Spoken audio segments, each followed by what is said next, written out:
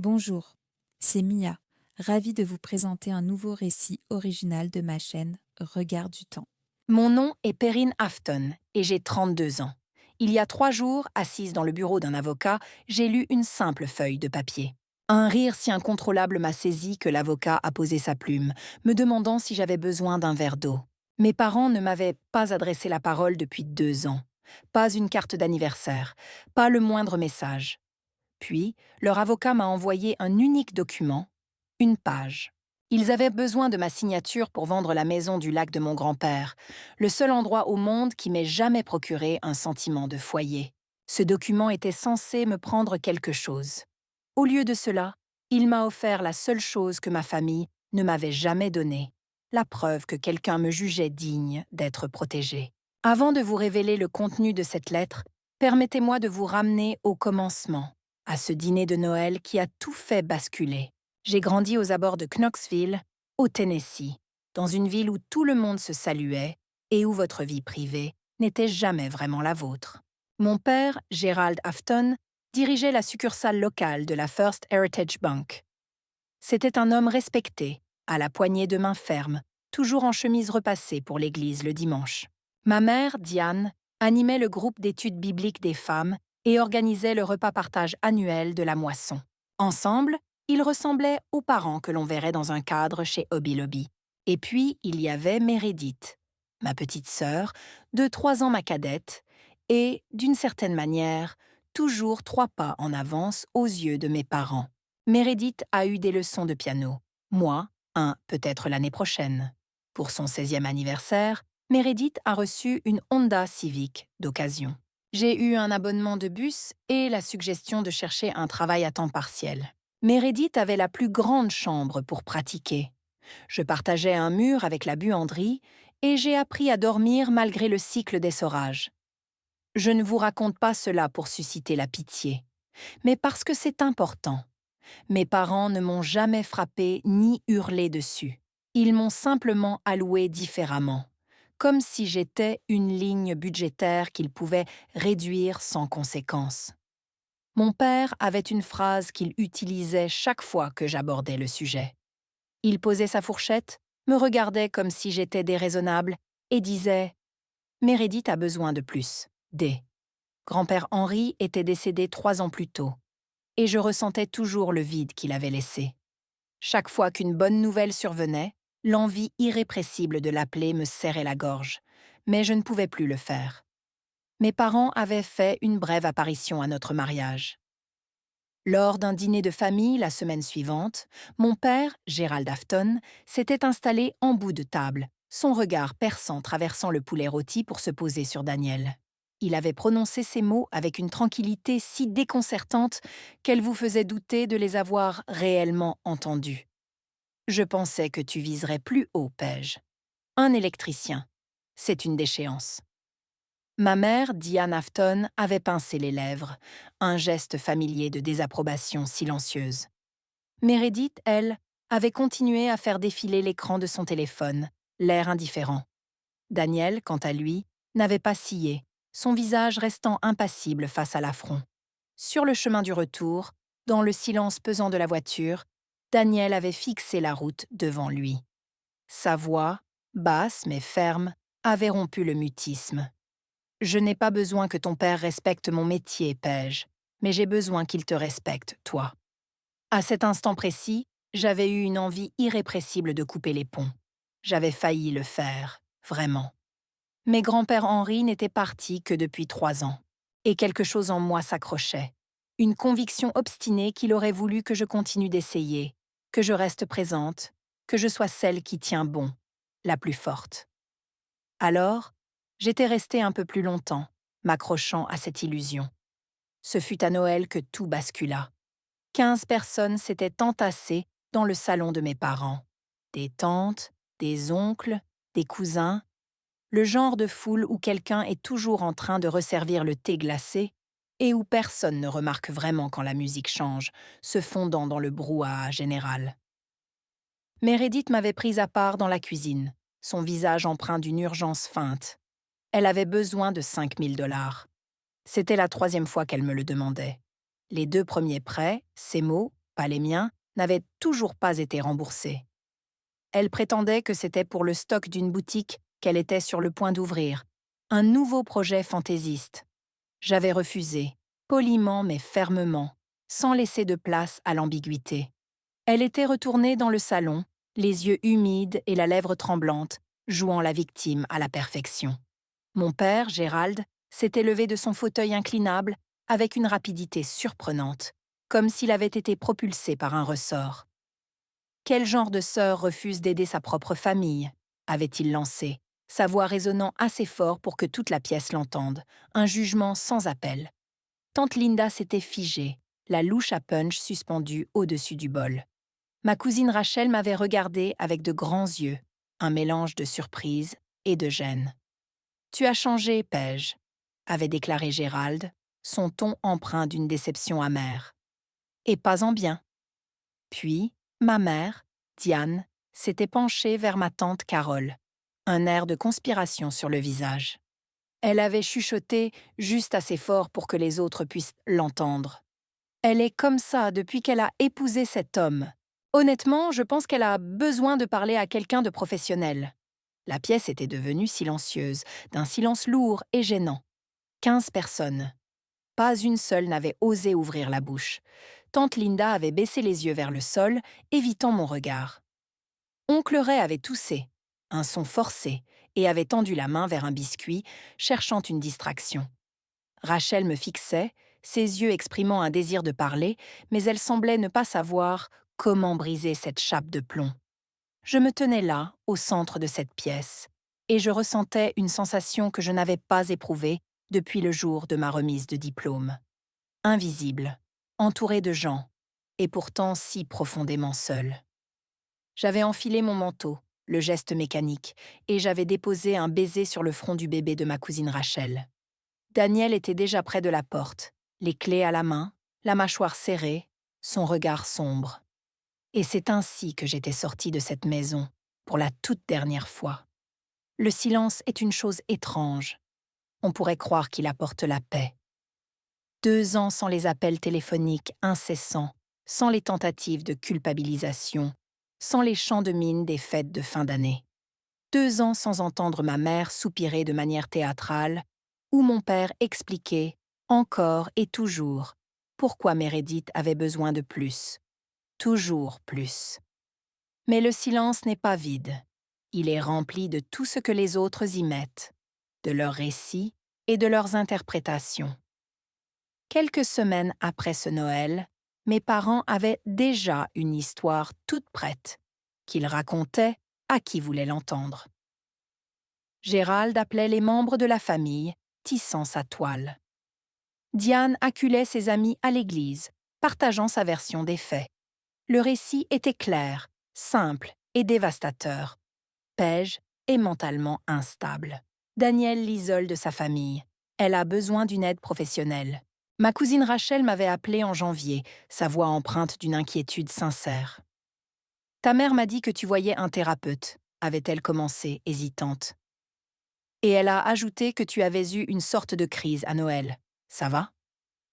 Je n'avais jamais dit à personne que je consultais un thérapeute pour la simple et bonne raison que ce n'était pas le cas. Ma mère l'avait inventé de toutes pièces, une pure fabrication, et l'avait servi à des gens qui lui faisaient confiance, sans la moindre hésitation. La situation avait empiré.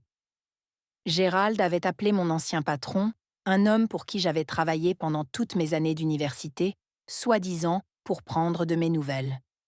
Dans une si petite ville, un tel appel n'est pas une marque d'inquiétude. C'est une grenade dégoupillée, lancée avec une mèche polie, mais dont l'explosion est inévitable. Rachel m'avait raconté plus tard que mon père m'avait décrite à des proches comme étant potentiellement un danger pour elle-même. C'était ses mots exacts, une accusation glaçante. Il avait instrumentalisé le langage de la santé mentale contre sa propre fille, simplement parce qu'elle avait refusé de lui donner 5 000 $ et de rester silencieuse pendant que sa mère la traitait de défectueuse devant toute la famille réunie. Un par un, les appels avaient cessé. Les tantes dont j'avais des nouvelles à Pâques, les cousins qui m'envoyaient des SMS pour mon anniversaire, Le cercle s'était resserré autour de Gérald et Diane comme un cordon de bourse, et je me retrouvais irrémédiablement à l'extérieur, exclue.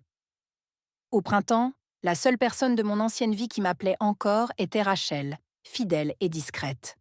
Daniel et moi avions déménagé dans une ville située à 45 minutes à l'est, suffisamment proche pour que je puisse y retourner si jamais l'envie m'en prenait, mais aussi suffisamment éloignée pour que je n'aie plus à croiser mon père au magasin de bricolage le samedi matin, évitant ainsi les rencontres gênantes.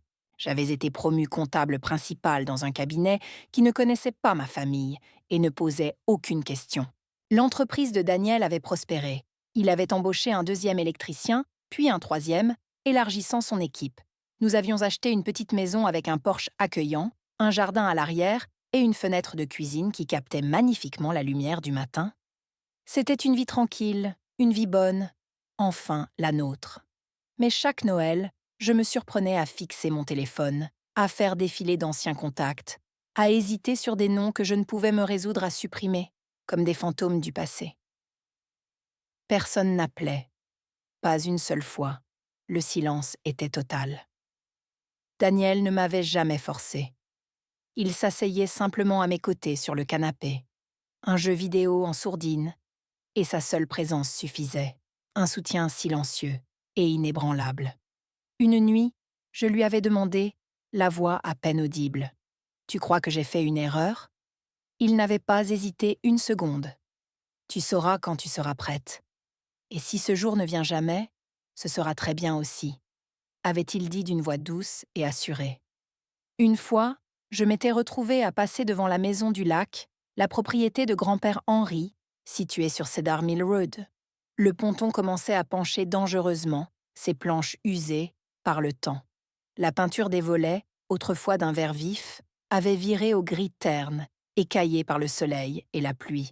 J'avais ralenti ma voiture, mes yeux rivés sur cette façade familière, mais je n'avais pas pu m'arrêter. La douleur était encore trop vive, une morsure au creux de l'estomac. Tout dans cette maison évoquait sa présence. L'odeur du cèdre, le grincement si particulier de la porte moustiquaire, et la façon dont il m'attendait toujours avec un milkshake au chocolat les vendredis, après être venu me chercher à l'école. J'avais continué ma route, le cœur serré. 2 années s'étaient écoulées ainsi, des jours ordinaires s'empilant les uns sur les autres. Je guérissais, lentement, par à-coups, mais je guérissais. Puis, un mardi de mars, une enveloppe était arrivée.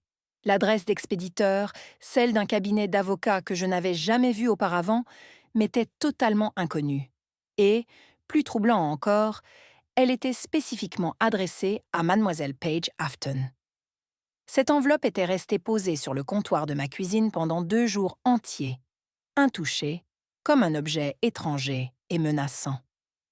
2 années de silence, et soudain, une lettre d'un avocat.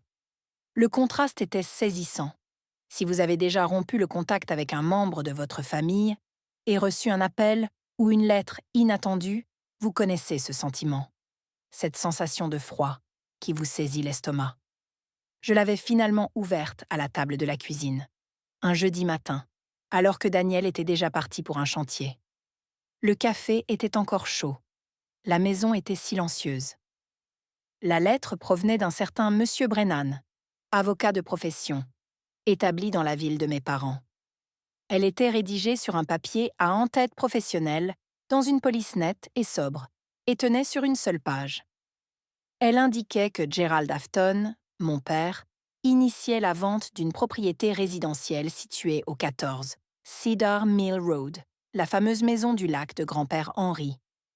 En tant qu'héritière potentielle de la succession de Henry Afton, on me demandait de signer un acte de renonciation rapide, abandonnant ainsi toute revendication sur la propriété. J'ai demandé à M. Callaway de préparer des copies certifiées conformes de l'acte de fiducie, du dépôt original, du timbre du comté, du tableau des bénéficiaires, absolument tout. Ma voix était calme, mais ferme, et je sentais le poids de chaque mot. Il m'a assuré que tout serait prêt pour jeudi, avec une pointe de surprise dans la voix, comme s'il ne s'attendait pas à une telle exigence de ma part. Puis, avec une prudence palpable, il a ajouté, en ajustant ses lunettes, « Mademoiselle Pascal Afton, souhaitez-vous que je sois présent à la réunion ?» « Non, ai-je répondu. Ma décision était prise, mais j'aimerais que vous soyez joignable par téléphone, au cas où. Compris. J'ai passé les 5 jours suivants à faire quelque chose que je n'avais pas fait depuis 2 ans. Me préparer, non pas émotionnellement, mais avec une rigueur implacable. Je n'étais plus dans l'émotion. Ce stade était dépassé depuis longtemps, consumé par le silence et l'éloignement. Je me suis préparé comme un comptable se prépare à un audit, avec une méticulosité froide et méthodique. Les documents en ordre, les faits alignés, rien laissé au hasard ni à la supposition. Chaque pièce du puzzle vérifiée et revérifiée. J'ai lu l'acte de fiducie de bout en bout, 3 fois, chaque mot, chaque clause, chaque virgule, absorbant chaque détail comme une éponge. Et j'ai consulté les registres en ligne du greffier du comté, mes doigts tapant fébrilement sur le clavier pour confirmer la date de transfert. J'ai comparé ces informations au dossier d'homologation de la succession de grand-père Henri et j'ai confirmé, avec une satisfaction amère, ce que M. Callaway m'avait dit. La maison du lac avait été transférée dans la fiducie bien avant le décès d'Honoré. Elle n'était jamais passée par l'homologation. Gérald ne l'avait jamais héritée. Il avait simplement supposé que oui, avec cette arrogance habituelle qui lui faisait croire que le monde fonctionnait selon ses propres règles. Et personne ne lui avait jamais dit le contraire, parce que la seule personne qui savait était grand-père Henri. Et grand-père Henri avait, j'en étais certaine, de très bonnes raisons de garder le silence. Daniel m'a demandé jeudi soir, alors que nous dînions en silence, si je voulais qu'il m'accompagne. Son regard était empreint d'une inquiétude discrète. J'ai secoué la tête. « Celle-ci est à moi », ai-je murmuré. Une bataille que je devais mener seule. Il a embrassé mon front, un geste tendre et rassurant, et m'a tendu un thermos de café encore fumant pour le long trajet à venir. La veille de la réunion, alors que l'obscurité s'épaississait et que la tension montait en moi, Rachel a appelé. « Il faut que je te dise quelque chose. » Elle a dit, sa voix basse et urgente. « Ton père a appelé tout le monde, Pascal. Pas seulement la famille. Absolument tout le monde. Il est stressé, Pascal. Vraiment stressé. Est-ce à cause de la maison, ou plutôt à cause du magasin de Meredith? C'est en grande difficulté, tu sais. Meredith a contracté des prêts commerciaux, et ton père, il les a tous contresignés. » Je me suis assise sur le porche, le bois froid sous mes mains, et j'ai laissé l'information s'ancrer, lourde et inattendue. L'air frais de la nuit piquait ma peau. Les grillons chantaient un fort, leur symphonie nocturne emplissant le silence pesant qui venait de s'installer. Daniel était à l'intérieur, faisant la vaisselle, le cliquetis des assiettes parvenant à peine jusqu'à moi. Rachel a continué. « Il y a 8 mois, ton père a refinancé l'hypothèque de leur maison, celle de Bearwood, leur foyer, et a injecté cet argent directement dans la boutique de Meredith. Ta mère a même donné son accord, ce qui me semblait presque incroyable. Maintenant, la boutique coule à pic, les prêts arrivent à échéance et ton père se retrouve redevable à la banque sur sa garantie personnelle. Je crois que c'est environ 186 000 $, a-t-elle ajouté, sa voix trahissant une certaine incertitude. 180 000 $. Le chiffre résonnait dans ma tête, un coup de marteau assourdissant. Mon père, le banquier, l'incarnation même de la responsabilité, l'homme qui m'avait dit avec tant de dédain que Daniel était un choix inférieur, avait en réalité misé sa retraite et sa propre maison sur le magasin de vêtements de Meredith. L'ironie était cruelle. « Il a trouvé un acheteur pour la maison du lac », a poursuivi Rachel, comme si elle lisait dans mes pensées. 320 000 $, une somme suffisante pour couvrir la garantie et, peut-être, maintenir la boutique à flot pendant encore 6 mois. Et la seule chose qui se dresse entre lui et cette vente, la seule, c'est ma signature. C'était une position de pouvoir que je n'avais jamais imaginée. « Pascal, il a dit à tout le monde que tu signerais », a-t-elle insisté, comme pour me faire prendre conscience de l'ampleur de la situation. Il a dit « Pascal n'a de toute façon aucune utilité pour cette maison. » Cette phrase prononcée avec tant de désinvolture me glaçait le sang. J'ai fixé la ligne sombre des arbres au-delà de notre jardin, le regard perdu dans l'obscurité. Le même ciel, parsemé des mêmes étoiles lointaines, s'étendait au-dessus de Cedar Mill Road, au-dessus de cette maison du lac qui était devenue l'enjeu de tant de drames. « Merci de me l'avoir dit, Rachel. »« Qu'est-ce que tu vas faire ?» a demandé Rachel, sa voix pleine d'appréhension. « Je vais à cette réunion, » ai-je répondu, ma voix plus ferme que je ne l'aurais cru. Le vendredi est arrivé, apportant avec lui une lumière grise et un sentiment de détermination inébranlable. J'ai posé la vieille boîte à pêche de grand-père Henri sur le siège passager, un objet familier et réconfortant. Elle sentait encore le cèdre et l'eau du lac, un parfum qui évoquait des souvenirs lointains et précieux. J'ai glissé le dossier des documents de fiducie dans mon sac, le cuir lisse sous mes doigts, sentant le poids de la preuve. Puis, j'ai conduit 45 minutes pour retourner dans la ville que j'avais laissée derrière moi. Un retour que je n'avais jamais envisagé.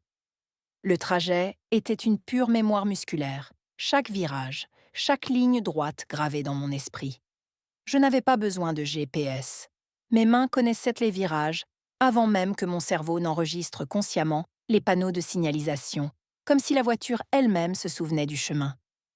Puis, je suis passée devant la station Shell, un lieu empreint de nostalgie, où grand-père Henri avait l'habitude de m'acheter des milkshakes au chocolat, épais et délicieux, tous les vendredis après-midi.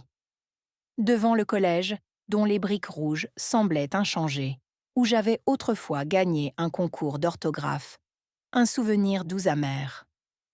Personne de ma famille n'était dans le public ce jour-là, car Meredith avait un récital de danse le même soir, un événement jugé plus important. Devant l'intersection d'Oak et de la 3e rue, un carrefour familier, où le pick-up de grand-père Henri avait l'habitude de tourner au ralenti, son moteur ronronnant doucement, m'attendant, la vitre baissée et la radio allumée, diffusant une musique country légère. La ville n'avait pas changé, figée dans le temps, comme si les années n'avaient eu aucune prise sur elle. Les mêmes devantures en briques sur la rue principale, certaines avec des enseignes délavées, d'autres fraîchement repeintes, mais toutes conservant leur caractère d'antan. La même fresque délavée sur le côté de la quincaillerie, ses couleurs passées par le soleil et la pluie. Le même clocher d'église, élancé et immuable, perçant les arbres comme un doigt, pointant vers le ciel avec une conviction silencieuse. J'ai ralenti au feu rouge sur Elm, le cœur battant un peu plus vite, baissant les yeux vers le dossier posé sur le siège passager. Son contenu lourd de conséquences. Copie certifiée, timbre du comté, acte de fiducie, la carte de visite de M. Callaway. Tout était là, prêt. J'ai repensé à la dernière fois où j'avais interrogé mon père sur la succession de grand-père Henri, un souvenir qui me revint avec une clarté douloureuse.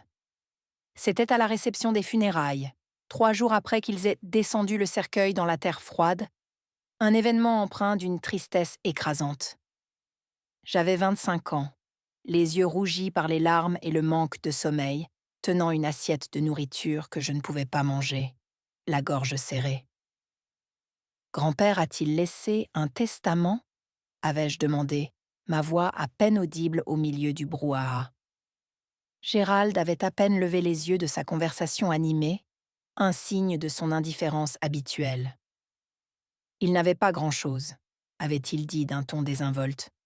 La maison du lac me revient en tant que plus proche parent. C'est comme ça que ça marche. Il l'avait dit comme il disait la plupart des choses, avec une certitude inébranlable, comme un homme si habitué à avoir raison qu'il avait cessé de vérifier les faits depuis longtemps. Il n'avait jamais engagé d'avocat, jamais pris la peine de chercher dans les registres du comté, jamais envisagé la moindre possibilité que son propre père, grand-père Henri, ait pu faire un plan différent, plus complexe, plus réfléchi. Le feu est passé au vert, me tirant de mes pensées, et j'ai senti une nouvelle détermination m'envahir.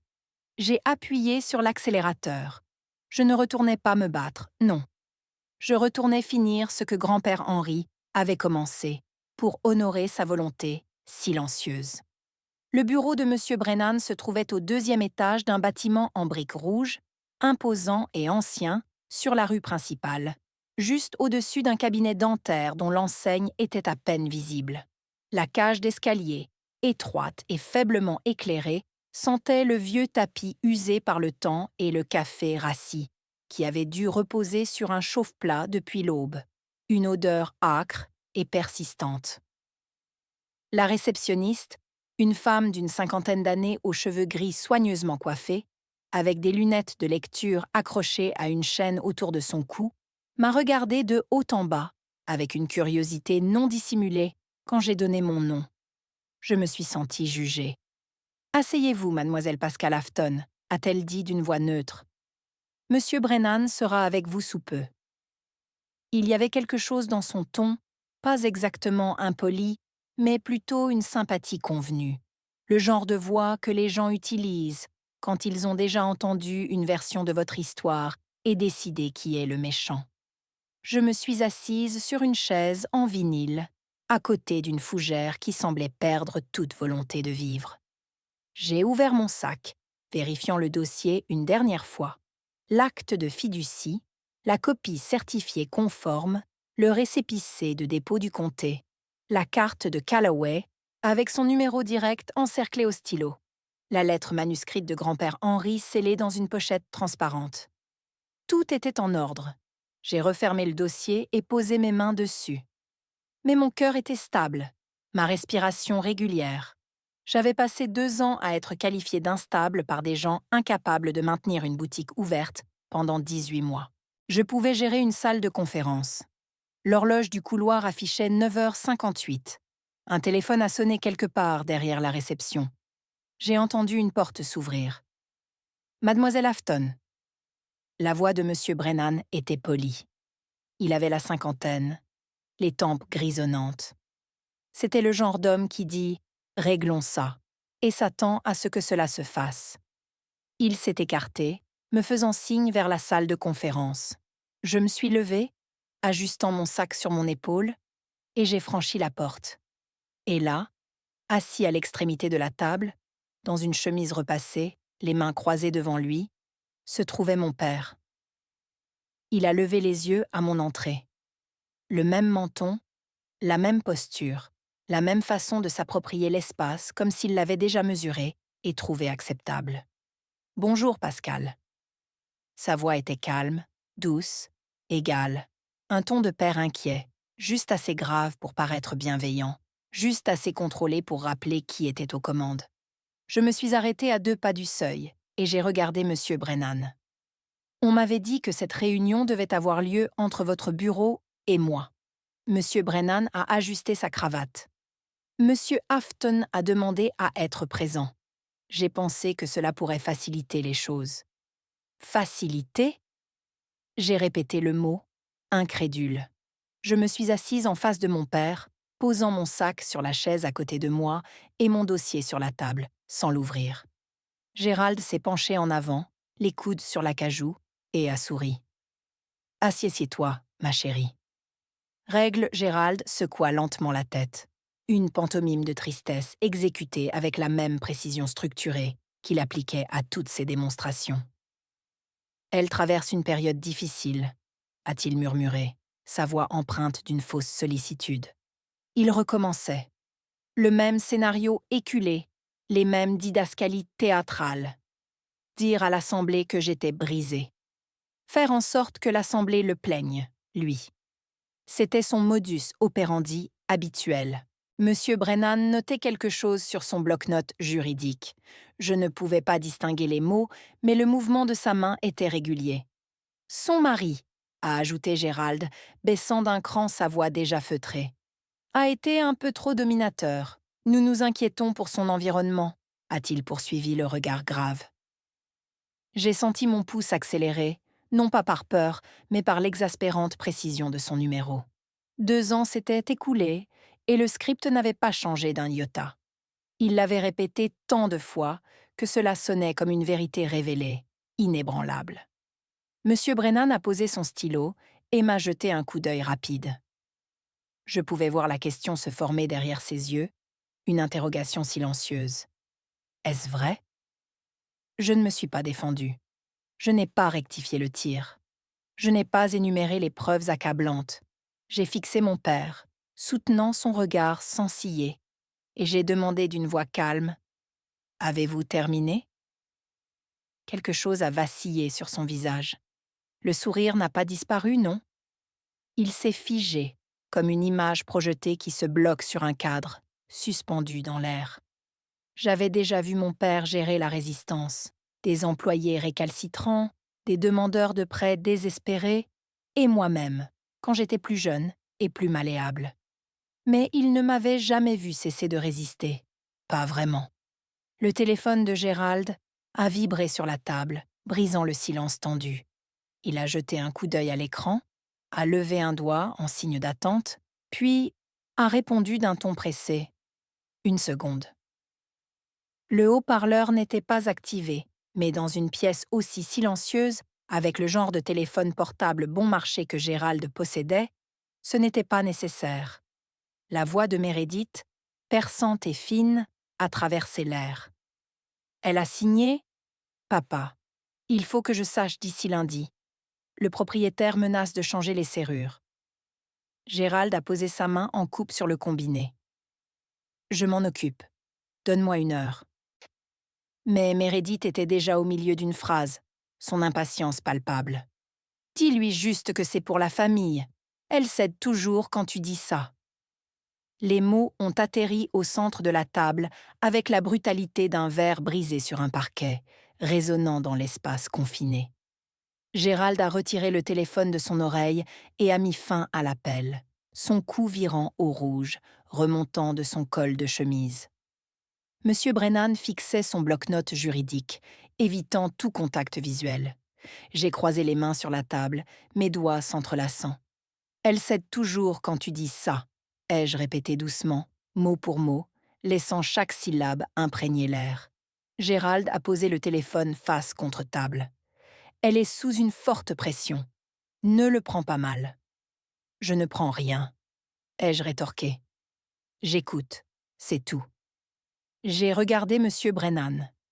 Il n'avait toujours pas levé les yeux, mais le stylo dans sa main avait cessé de bouger, un signe subtil de son attention. C'était la négociation pour laquelle mon père s'était préparé. Pousser le document sur la table, invoquer le nom de grand-père Henri, attendre que la fille obéissante signe et rentrer chez lui avant midi, le travail accompli. Au lieu de cela, il était assis dans une pièce où sa plus jeune fille venait de confirmer à voix haute, devant un témoin, que toute cette mascarade n'était qu'une mise en scène, un mécanisme bien huilé. Actionner le levier, regarder Pascal plier. Mais je n'ai pas plié. Et dans ce bref silence qui a suivi la disparition de la voix de Meredith, alors que la pièce semblait se réinitialiser, j'ai pris une décision irrévocable. Ils n'allaient pas obtenir une signature. Ils allaient avoir une conversation qu'ils auraient dû avoir 2 ans plus tôt. Une discussion honnête et sans phare. Gérald s'est levé brusquement. La chaise a émis un grincement strident en raclant le sol poli. « Pascal, j'ai été patient. Signe ce document. » Il a désigné l'acte de renonciation comme s'il s'agissait d'un grand livre de comptes dont le solde ne correspondait pas. « Cette maison ne représente rien pour toi. Tu n'y as pas mis les pieds depuis des années. »« Vous avez raison, » ai-je dit, mon ton glacial. « Je n'y suis pas allée parce que la dernière fois que je vous ai rendu visite, vous avez dit à mon mari qu'il était une régression. » Gérald a agité la main d'un geste dédaigneux. C'était une plaisanterie. Ce n'était pas drôle. 3 mots. Je les ai laissés planer dans l'air, lourds de sens. Gérald a pressé ses 2 paumes à plat sur la table, son visage se crispant. « Tu sais quel est ton problème. Tu es rancunière. Ta mère avait raison. Tu as besoin d'aide, d'une aide professionnelle. » Monsieur Brennan a levé une main, tentant d'intervenir. « Monsieur Afton, restons constructifs. » Gérald ne l'a pas regardé. Ses yeux étaient rivés sur moi, intenses et menaçants. « Si tu ne signes pas ceci, » a-t-il déclaré, sa voix tombant dans le registre qu'il utilisait pour refuser les demandes de prêt, un ton sans appel. « J'engagerai des poursuites judiciaires. » je déposerai une action en revendication de titre. Un juge te forcera à signer. Je me suis tournée vers M. Brennan, cherchant une confirmation, un espoir. Peut-il faire ça? M. Brennan s'est agité sur sa chaise. Il existe des voies légales, mais ne nous précipitons pas. D'accord, ai-je coupé. Les deux hommes se sont tus, surpris. D'accord. J'ai tendu la main vers mon sac et j'ai tiré le dossier sur la table, le faisant glisser avec une intention calculée. La pièce était chargée d'une tension palpable, comme l'instant précis avant qu'un fusible ne cède. Avant d'aller plus loin, ai-je annoncé d'une voix claire, j'ai quelque chose que j'aimerais vous montrer. J'ai observé les yeux de mon père se poser sur le dossier. Il ignorait ce qu'il contenait. Monsieur Brennan non plus, mais quelque chose dans l'atmosphère a changé, une imperceptible modification de l'équilibre des forces. Comme une pièce qui se transforme lorsque la personne censée perdre cesse d'agir comme telle. J'ai défait le clip du dossier, l'ai ouvert avec un geste délibéré et j'ai posé la première page, face visible, sur la table polie. Le document a glissé sur l'acajou avec le léger bruissement d'un papier de qualité sur un bois lustré. Gérald a baissé les yeux. L'entête en gras était impossible à ignorer, un titre qui sautait aux yeux. Acte de fiducie irrévocable. Fiducie familiale, Henry R. Afton. C'est un acte de fiducie irrévocable, ai-je expliqué. Déposé il y a 7 ans par Honoré Afton auprès du bureau du greffier du comté. La tête de Gérald s'est inclinée, un froncement de sourcils trahissant sa perplexité. De quoi parles-tu? Il me désigne, Pascal Afton, comme seul bénéficiaire de la propriété du lac. Le fiduciaire est M. Callaway, l'avocat de grand-père Henry. J'ai poussé le document complet, les 8 pages, une copie certifiée conforme, avec le cachet du comté bien visible sur la première page, vers le centre de la table. Vous êtes libre de le lire.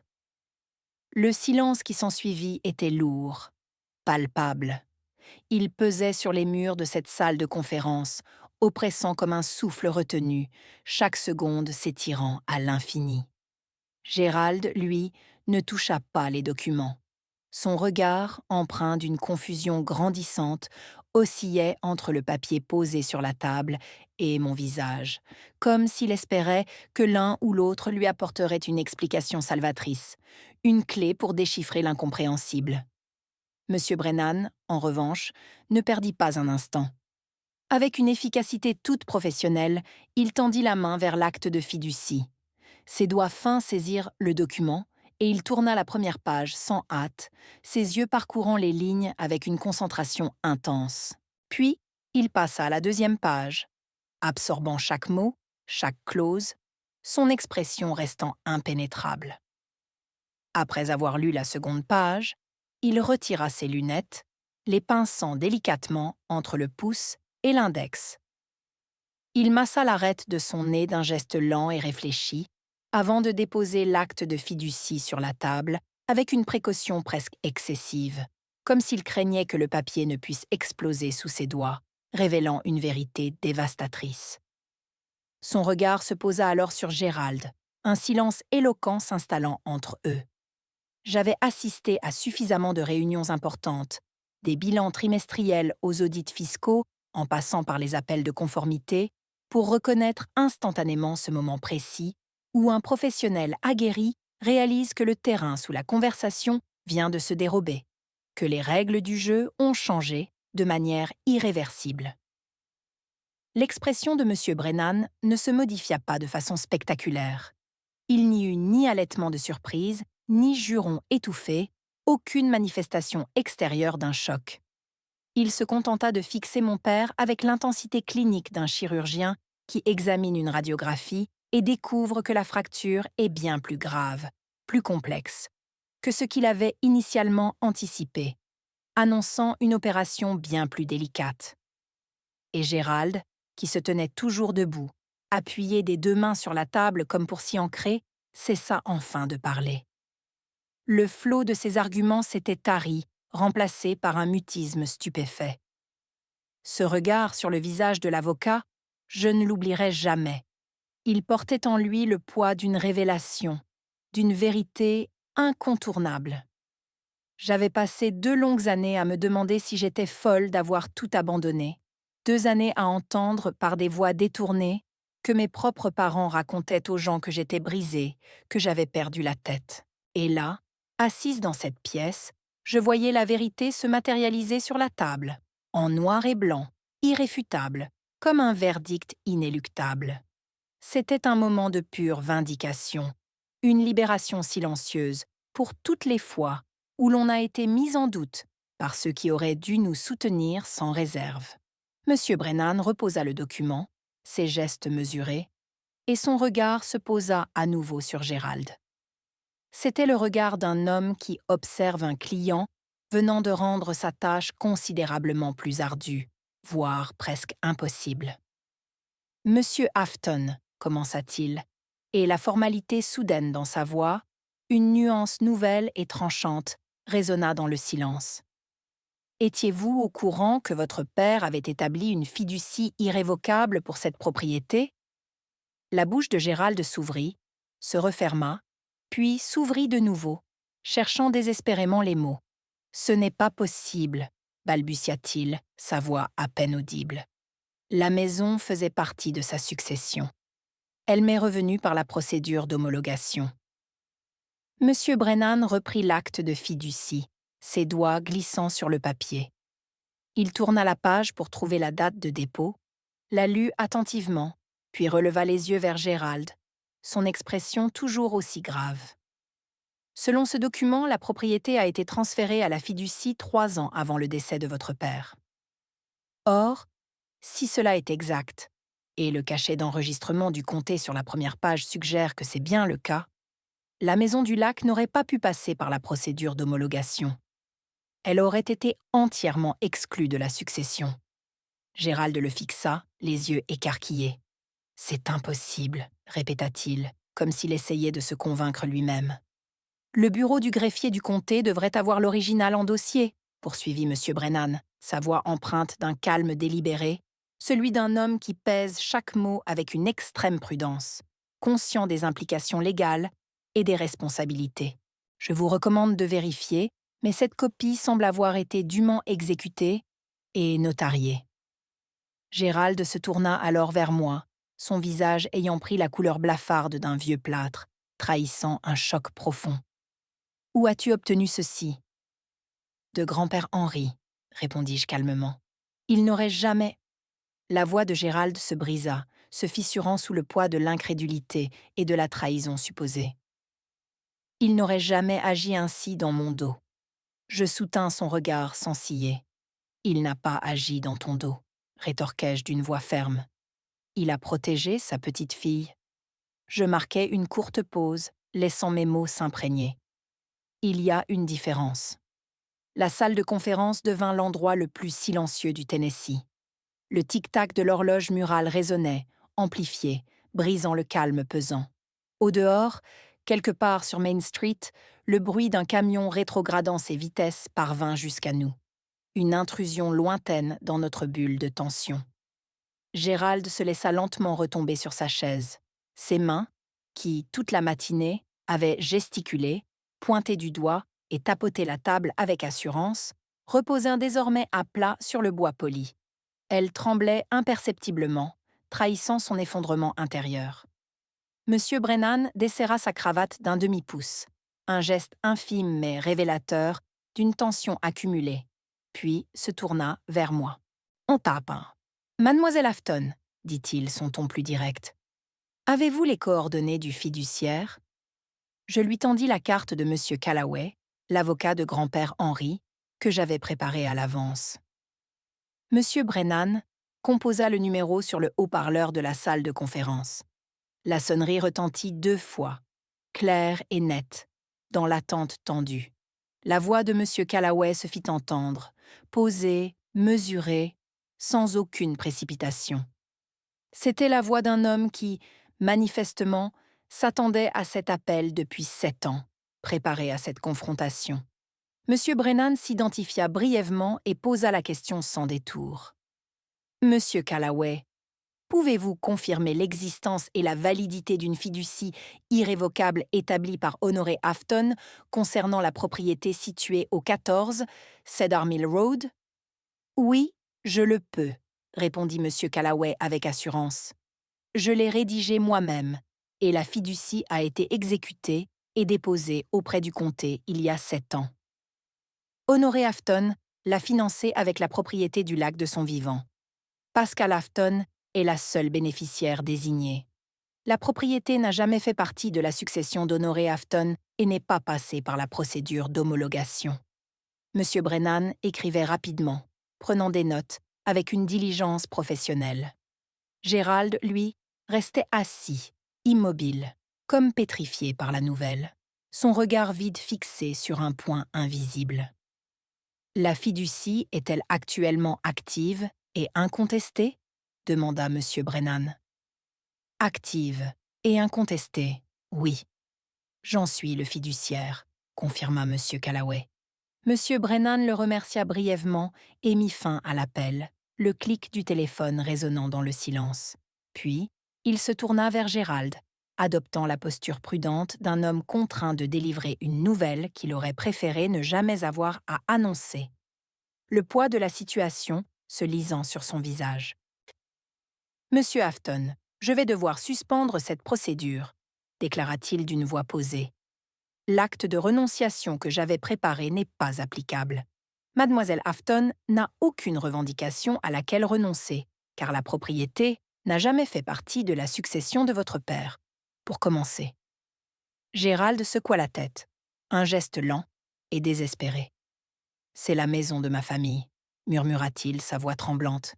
« J'y ai grandi. » « Je comprends, » répondit M. Brennan avec une pointe de compassion dans la voix. « Mais légalement, depuis 7 ans, elle appartient à la fiducie, et la seule bénéficiaire est votre fille. » M. Brennan marqua une pause, sa voix s'abaissant légèrement, devenant plus grave. « Monsieur Afton, je dois également vous informer que si vous avez représenté à l'acheteur que vous déteniez un titre de propriété clair pour ce bien, cela pourrait créer un problème juridique distinct et potentiellement très sérieux. » Gérald se repoussa brusquement de la table, les pieds de sa chaise raclant le sol avec un bruit strident.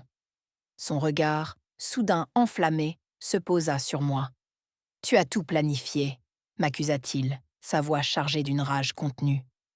Sa voix était tendue, un mélange d'accusation et d'une peur à peine voilée. « Tu as gardé ça pour toi pendant 7 ans, à attendre, » lança-t-il, le regard perçant. « Je n'ai rien planifié, » répondis-je, ma voix ne s'élevant pas, malgré la tension palpable. « Je n'ai même pas ouvert cette enveloppe avant que ton avocat ne m'envoie une lettre. Elle est restée scellée, jusqu'à ce que tu me forces à y regarder de plus près. C'est toi qui m'as amené ici, papa. » Le mot « papa » résonna étrangement dans la pièce. Je ne l'avais pas appelé ainsi depuis 2 ans, et ce simple mot tomba avec un poids inattendu, plus lourd que je ne l'avais imaginé, pour nous deux. Gérald pressa les paumes de ses mains contre ses yeux, un geste de lassitude. Quand il les retira, je vis quelque chose pour lequel je n'étais absolument pas préparé. Il avait l'air vieux, pas seulement fatigué, mais diminué, comme si quelqu'un avait tiré sur un fil et que tout le tissu de son être était en train de se défaire. « Pascal, tu ne comprends pas, » dit-il. Sa voix se brisa net. « Si je ne peux pas vendre cette maison, ta sœur, l'entreprise, j'ai tout contresigné, » avoua-t-il.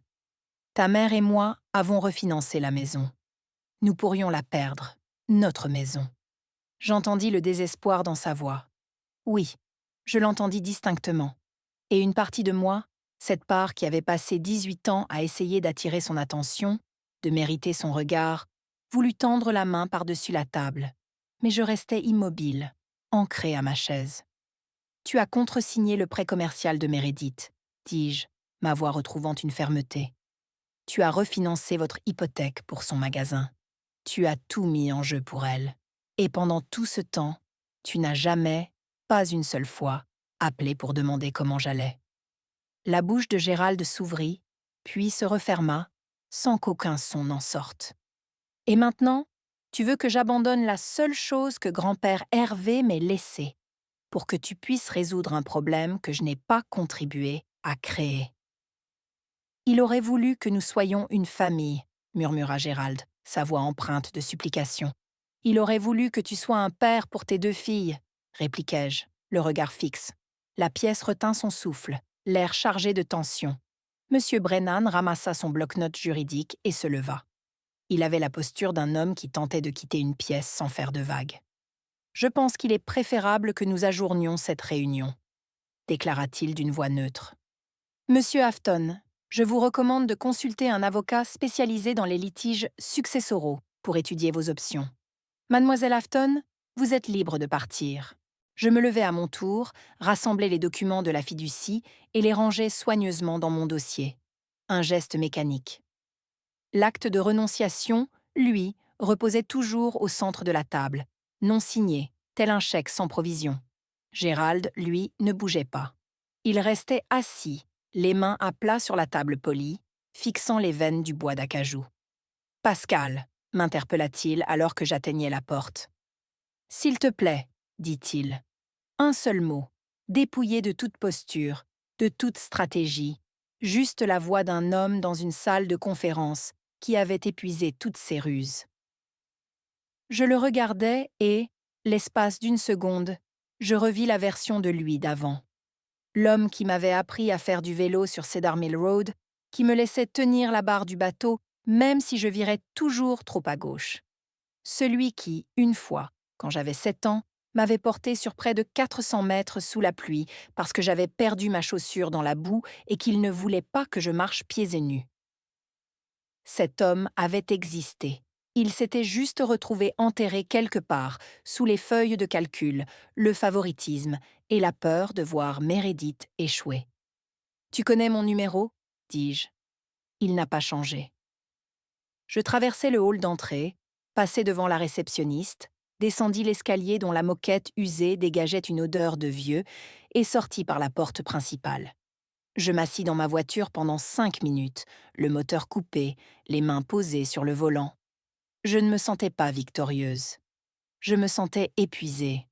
Une fatigue profonde, de celle que 2 années de silence et de non-dit ne peuvent pas réparer. Mais cette réunion n'était pas la fin de l'histoire. Gérald ne rentra pas chez lui. Il se rendit directement à la maison du lac, emmenant avec lui Diane et Meredith. Rachel m'appela ce soir-là. Sa voix avait cette intonation prudente, celle de quelqu'un qui s'efforce de ne pas vous alarmer tout en vous annonçant une nouvelle inquiétante. Ton père est allé à la maison du lac après la réunion. Ta mère et Meredith sont avec lui. Elles sont à l'intérieur, ajouta-t-elle. Je me tenais au comptoir de la cuisine, toujours vêtue de la blouse que j'avais portée au bureau de M. Brennan. Daniel leva les yeux de la cuisinière. « Ils ne peuvent pas la vendre, dis-je, ma voix empreinte de certitude. Ils ne peuvent pas la transférer. Légalement, il n'y a rien qu'ils puissent te faire. Je sais, mais ton père a dit à ta mère que c'est leur maison de famille et qu'aucun bout de papier ne peut changer ça, répondit Rachel. Je posai le téléphone sur le comptoir, le regard perdu vers le plafond. Daniel éteignit le brûleur de la cuisinière. « Qu'est-ce que tu veux faire, Pascal ?» demanda-t-il doucement. « Callaway ?» répondis-je, le nom de l'avocat résonnant. Monsieur Callaway décrocha cette fois-ci dès la première sonnerie. Je lui expliquai la situation, les mots s'enchaînant avec une clarté. Il écouta sans m'interrompre, une qualité que je commençais à apprécier profondément chez lui. « Ils ne peuvent rien faire à la propriété, » affirma-t-il d'une voix calme. « Ils ne peuvent ni la vendre, ni la louer, ni l'hypothéquer. S'ils refusent de partir, j'enverrai une lettre de mise en demeure formelle. S'ils refusent toujours, nous déposerons une plainte pour violation de propriété. » Je fermai les yeux. « Je ne veux pas faire arrêter mon père à la maison du lac, » murmurai-je. « Alors espérons qu'il fera un choix plus judicieux, » répondit M. Callaway. Je le remerciai et raccrochai. Daniel me regardait depuis l'autre bout de la cuisine avec cette expression qu'il arbore lorsqu'il a déjà compris le schéma de câblage, mais attend que vous lui demandiez de le dessiner. « Ils partiront, » dit-il. « Tu penses que ton père est un banquier. À un moment donné, les chiffres finiront par l'emporter sur l'orgueil. » Je voulais le croire. Je voulais croire que Gérald Afton, un homme qui avait jadis refusé d'admettre qu'il avait trop cuit un steak pendant 45 minutes, finirait par entendre raison. Il ne le fit pas. Pas tout de suite. Le samedi matin, Rachel m'envoya une capture d'écran. Meredith avait publié une photo sur Facebook montrant la véranda de la maison du lac. Diane y tenait une tasse de café, tandis que Gérald se tenait derrière elle, les bras croisés, le regard perdu sur l'étendue d'eau. La légende disait « Moment en famille, à la maison du lac de grand-père ». Certaines choses valent la peine d'être défendues. Je fixais cette image pendant un long moment, le cœur serré. À présent, Meredith était assise dans le fauteuil de grand-père Henri. Ce fauteuil adirondack vert qu'il avait construit lui-même l'été de mes 10 ans. Je me souvenais d'avoir poncé les accoudoirs avec application. Il m'avait même laissé appliquer la première couche de peinture, affirmant que j'avais une main plus ferme que la sienne. Ce fauteuil, c'était le dernier endroit où il s'était assis, avant que ses jambes ne deviennent trop raides pour descendre jusqu'au quai. Et Meredith y posait, comme s'il s'agissait d'un simple accessoire de décor, sans respect pour son histoire. Les commentaires affluaient sous la publication. Quelques membres de la famille s'extasiaient, tellement heureux de vous savoir tous réunis. Une voisine ajoutait « Cette maison renferme tant de souvenirs ». Personne ne me mentionnait. Personne ne s'interrogeait sur mon absence. Un cousin, Eric, à qui je n'avais pas adressé la parole depuis une année entière, avait même écrit « Gérald a tous les droits, c'est la maison de son père ». Un sentiment d'amertume monta en moi. Je posai mon téléphone, écran contre la table de chevet, pour faire taire ce flot d'indifférence. Daniel, sans que j'aie eu besoin de le demander, m'apporta un café fumant. Son geste silencieux était un baume. « Callaway », dis-je, le nom de l'avocat résonnant avec une nouvelle urgence. Dès le dimanche après-midi, une lettre recommandée était en route. Monsieur Ted Callaway avait également envoyé une copie par courriel pour plus de célérité. La lettre était sans équivoque. Vous occupez actuellement une propriété détenue en fiducie irrévocable. Cela constitue une utilisation non autorisée de biens en fiducie. Il vous est par la présente demandé de quitter les lieux dans un délai de 72 heures. Gérald n'avait plus affaire à une fille, à ses émotions. Il faisait face à une entité juridique froide, à un dossier déposé au niveau du comté, et à un fiduciaire qui se souciait bien peu des dîners de Noël ou des liens familiaux.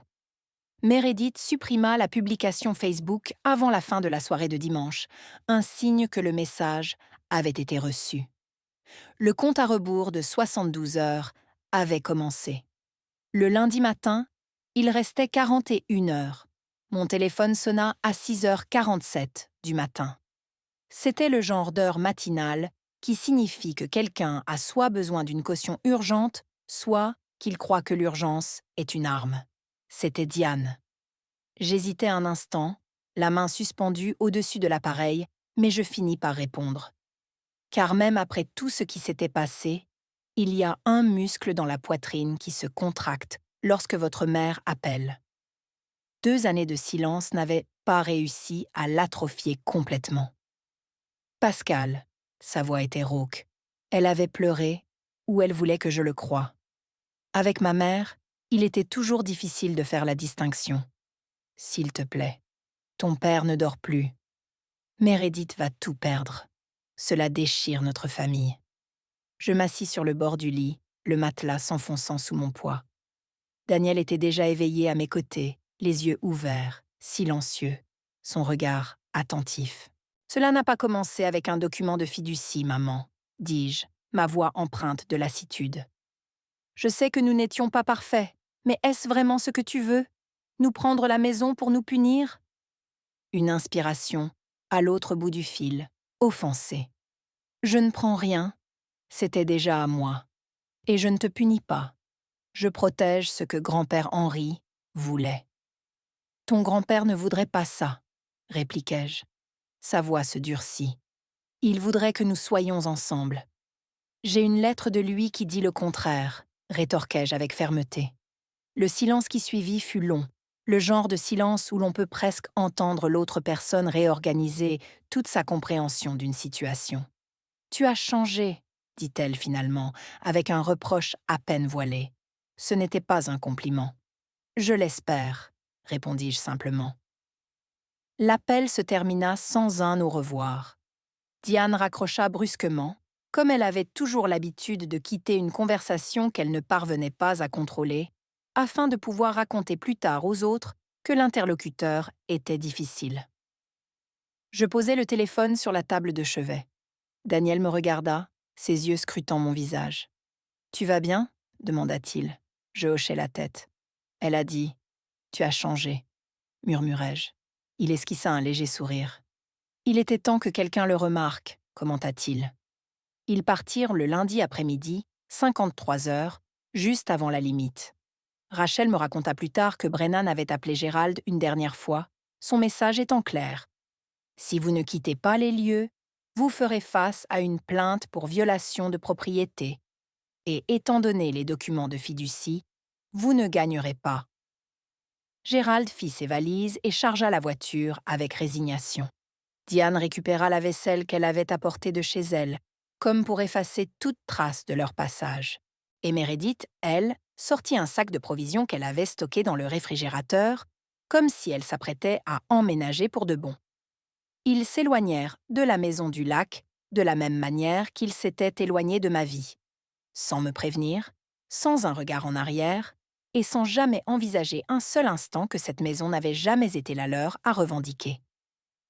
Je n'y allai pas tout de suite. J'attendis une semaine entière. Quand je pris enfin la route de Cedar Mill, c'était un jeudi après-midi. Le ciel était plat et gris, le genre de ciel printanier du Tennessee qui hésite entre la pluie et l'abandon. La porte d'entrée était déverrouillée. À l'intérieur, l'endroit sentait la poussière accumulée et le vieux pain, une odeur familière. La cuisine était impeccable. Diane avait essuyé les comptoirs avant de partir. Les coussins du canapé étaient alignés, les sols balayés. Sur la table de la cuisine, Gérald avait laissé une seule clé et un morceau de papier ligné déchiré. Son écriture était plus petite que dans mes souvenirs. « Cela n'a jamais été une question d'argent, papa, » lus-je. Je pliai le mot et le glissai dans la poche de mon manteau. Je ne savais pas si c'était vrai, je ne savais pas s'il y croyait, je ne savais pas si cela avait d'importance. Je descendis jusqu'au quai, les planches de bois gémissant sous mon poids. Le fauteuil de grand-père Henri était là, à sa place habituelle, face à l'eau, face à la ligne des arbres, face à tout et à rien à la fois. Je m'y assis. Le lac était immobile. Un héron traversa l'anse, volant bas et sans hâte. Et pour la première fois depuis 2 ans, une sensation de paix m'envahit. Le sentiment d'être exactement là où je devais être. Les chiffres rattrapèrent Gérald, comme ils le font toujours, d'abord discrètement, puis subitement, tout à la fois. Sans la vente tant attendue de la Maison du Lac, cette bouée de sauvetage financière de 320 000 $, sur laquelle ils avaient tant compté, s'est tout simplement évaporée, laissant derrière elle un vide angoissant. L'acheteur, sans un mot d'explication, s'est retiré de l'accord, brisant ainsi leurs dernières illusions. La petite boutique de Meredith, qui avait été son rêve et sa passion pendant des années, ne put plus couvrir le loyer du trimestre suivant. La pression était devenue insoutenable. En juin, le cœur lourd, elle fut contrainte de fermer définitivement ses portes, un chapitre de sa vie se refermant brutalement. Elle a dû liquider tout son stock, le vendant à 40 centimes le dollar à un liquidateur venu de Chattanooga. Une transaction douloureuse qui symbolisait l'échec de son entreprise. La garantie personnelle que Gérald avait signée pour soutenir l'affaire de Meredith est arrivée à échéance, le plaçant face à ses propres obligations financières. Il fut contraint de vendre son fidèle camion, ce F-150 qu'il conduisait avec fierté depuis mes années de lycée, un véhicule qui représentait pour lui une certaine liberté. Il a également dû puiser prématurément dans son plan d'épargne retraite, son 401K, acceptant la lourde pénalité fiscale qui en découlait. Entre la vente du camion et le retrait anticipé de son épargne, il a péniblement réuni environ 140 000 $. C'était juste assez pour honorer la garantie personnelle, mais bien insuffisant pour réparer l'ampleur des dégâts financiers et émotionnels déjà causés. Sa retraite, que Gérald avait méticuleusement planifiée pour ses 62 ans, fut brutalement repoussée à 67 ans, voire même plus tard, une perspective décourageante qui pesait lourdement sur son moral. L'hypothèque qu'il avait refinancée sur la maison de Birchwood continuait de planer au-dessus de leur tête, telle une menace permanente, un système météorologique sombre et persistant qui ne semblait jamais vouloir se dissiper. Dans une ville de cette taille, où les secrets sont rares et les nouvelles voyagent vite, l'histoire s'est répandue comme une traînée de poudre. Non pas par les rubriques de potins des journaux locaux, mais à travers les conversations chuchotées dans les allées de garage, les échanges discrets sur les parkings d'église, après la messe, et même au détour du rayon des surgelés chez Kroger. Les gens ont commencé à poser des questions directes, des interrogations gênantes que Gérald ne pouvait plus simplement esquiver avec son habituelle poignée de main ferme ou un sourire forcé. Les murmures se faisaient plus insistants. Comment se fait-il qu'il n'ait pas été au courant de la fiducie de son propre père? Honoré? Honoré avait-il vraiment déshérité Gérald? Et puis, il y avait cette fille, Perrine, celle qu'ils avaient si facilement qualifiée d'instable. Elle avait les documents, les preuves, depuis le début, disait-il, et cette révélation changeait tout. Gérald, autrefois si sociable, a cessé d'assister au petit déjeuner du Rotary Club, ces rendez-vous hebdomadaires qu'il chérissait tant. Il ne s'attardait plus à la banque après les heures de travail, évitant les conversations informelles. Désormais, il entrait et sortait discrètement par l'entrée latérale et déjeunait seul à son bureau, comme s'il cherchait à se cacher du regard des autres. Rachel, ma cousine, m'a raconté tout cela par bribes, au fil de nos conversations téléphoniques. Elle ne le faisait pas pour se vanter de la situation, ni parce que je l'avais expressément demandé. Elle me le disait simplement parce qu'elle estimait que je méritais de connaître le dénouement de cette histoire familiale dont j'avais été si injustement exilée. Une histoire qui avait tant affecté ma vie. J'ai écouté attentivement, sans interrompre. Je n'ai ressenti aucune envie de célébrer cette tournure des événements, ni de jubiler. Je n'ai pas appelé Gérald pour lui lancer un « je te l'avais bien dit », car cela n'aurait servi à rien. Il n'y a aucune satisfaction, aucune joie à observer son propre père rapetisser sous le poids de ses erreurs et des conséquences. Il n'y a que la vérité nue, implacable, et le silence pesant qui l'accompagne, un silence qui en dit plus long que n'importe quel mot. Meredith, après la fermeture de sa boutique, a trouvé un emploi d'assistante gérante dans un magasin de meubles situé dans la ville voisine. Ce n'était pas un mauvais travail en soi. Un emploi honnête, des heures régulières, une certaine stabilité. Mais c'était une chute vertigineuse par rapport à son ancien statut de propriétaire de boutique, ce titre qu'elle avait fièrement brodé sur ses cartes de visite et qu'elle avait épinglé à chaque conversation pendant 2 longues années, comme une marque de son identité. Sans surprise, elle n'en a pas fait mention sur Facebook, là où elle partageait autrefois chaque succès de son entreprise.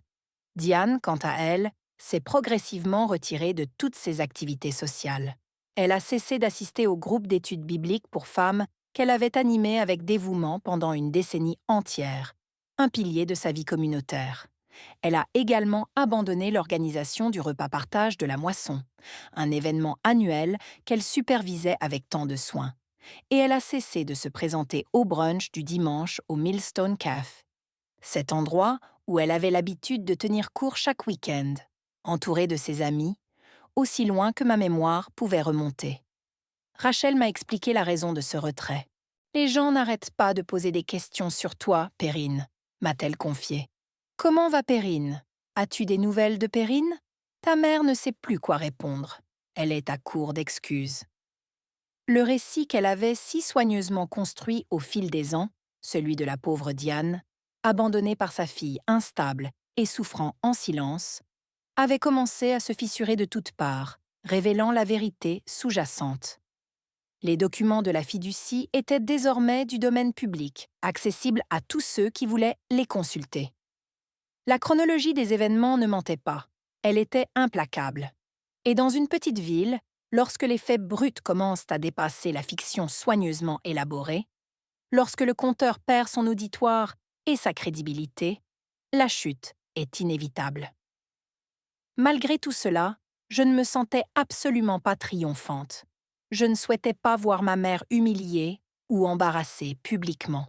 Mon seul désir était qu'elle cesse enfin de réécrire ma vie, de la remodeler à sa guise pour la présenter aux autres, de manipuler la vérité pour servir son propre récit. Puis, 3 semaines après la fermeture définitive de la boutique de Meredith, mon téléphone a vibré dans ma main. C'était un SMS, d'un numéro que je n'avais pas vu s'afficher sur mon écran depuis 2 longues années. Le message disait « Meredith, je sais que tu ne veux probablement pas entendre parler de moi, mais je suis sincèrement désolée pour ce que j'ai dit au téléphone ce jour-là. Je l'ai lu assise sur le quai de la maison du lac, les pieds nus balançant doucement au-dessus de l'eau fraîche. Une brise légère caressait mon visage. Je n'ai pas répondu immédiatement, laissant les mots s'imprégner. Mais je n'ai pas non plus supprimé le message, le conservant comme un signe inattendu. 1 semaine plus tard, lors d'un autre appel, Rachel a mentionné quelque chose d'autre, presque en passant. « Ton père a demandé de tes nouvelles, Perrine », m'a-t-elle dit. « Il voulait savoir si tu allais bien, si tout se passait bien pour toi. Il ne m'a pas demandé de te le transmettre, il a juste posé la question. Comme ça. » J'ai laissé cette information infuser, la digérant lentement, sans me précipiter. La famille élargie a commencé à revenir, non pas en bloc, mais par fragments, par petites touches. Pas tous les membres, bien sûr, ni tous en même temps, mais suffisamment pour que je le remarque, pour que je sente un changement. Tante Lynn fut la première à m'appeler. C'était elle, je m'en souvenais parfaitement, qui avait baissé les yeux vers le sol pendant ce fameux dîner de Noël. Celle qui avait entendu Diane me qualifier d'instable sans piper mot, sans me défendre. « J'aurais dû prendre la parole ce soir-là, Perrine », a-t-elle avoué, sa voix empreinte d'un regret palpable. Elle portait le poids de cette phrase, de cette vérité inexprimée, comme une charge qu'elle n'avait pu déposer pendant tout ce temps. J'ai vu ce qui se passait, j'ai tout compris, et je n'ai pas dit un mot. Je suis tellement désolée, Perrine. Je l'ai remerciée sincèrement, du fond du cœur.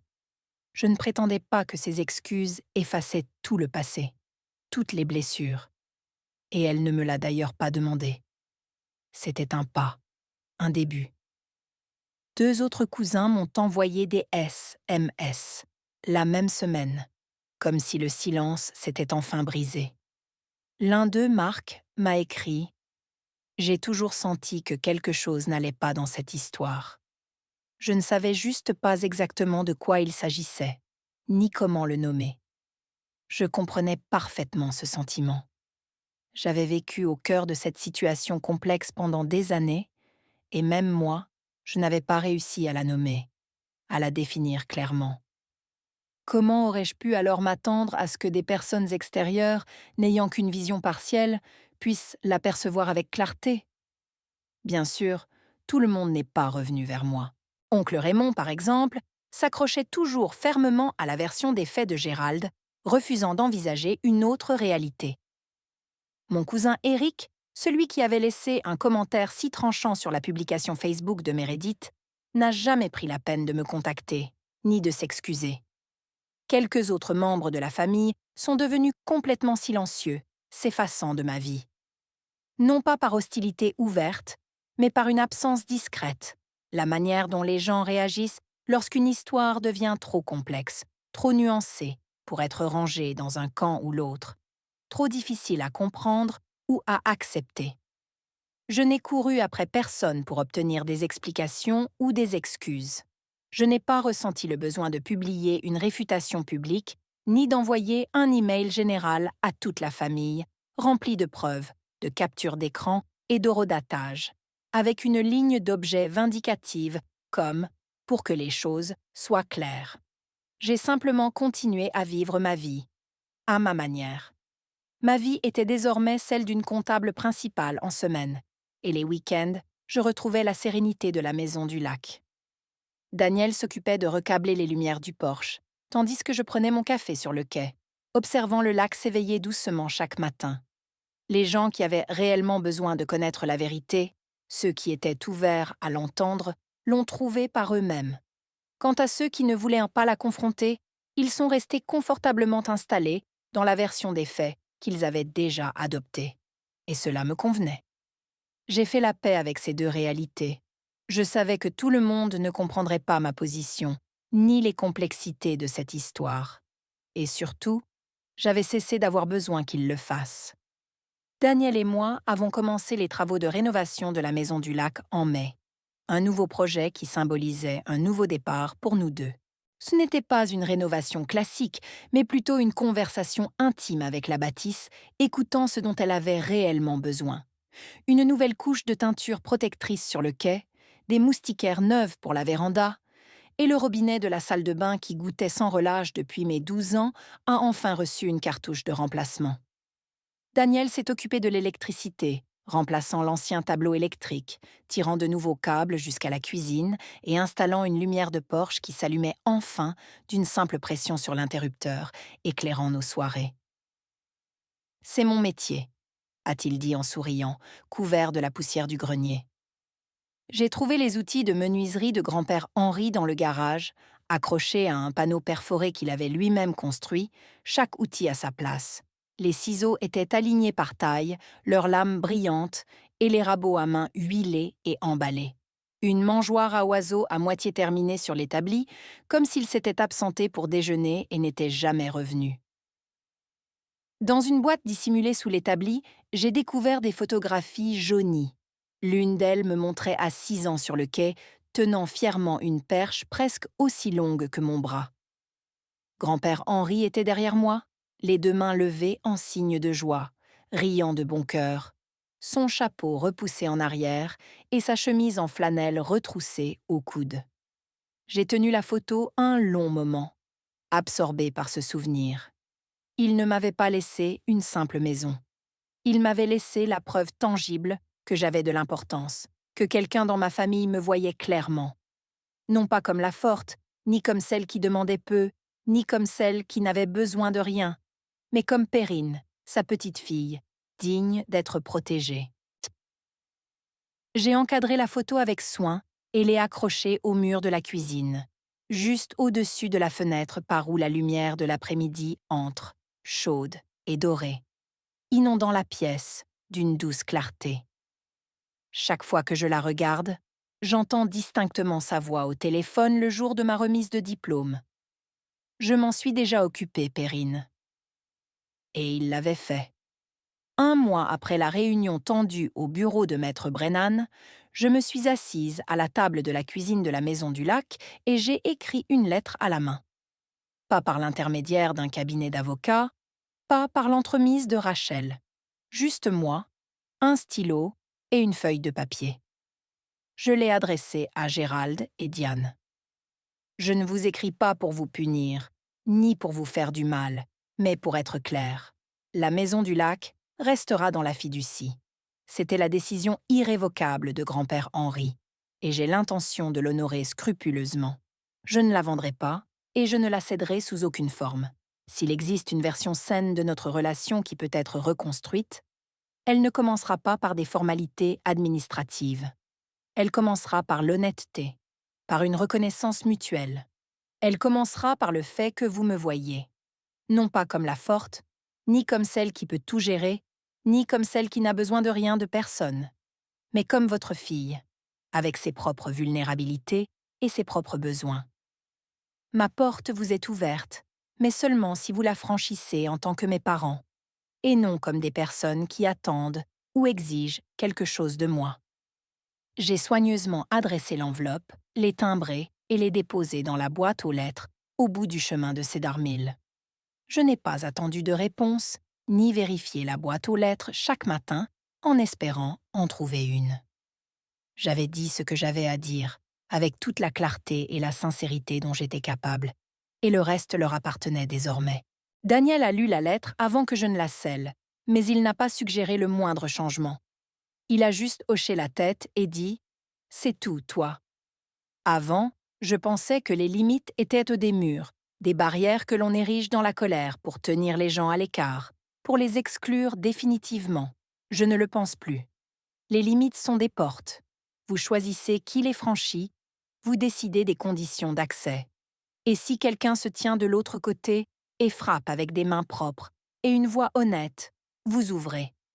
Mais vous ne la laissez pas entr'ouverte, béante, pour ceux qui ne se manifestent que lorsqu'ils ont besoin de la clé, sans égard pour votre espace ou votre bien-être.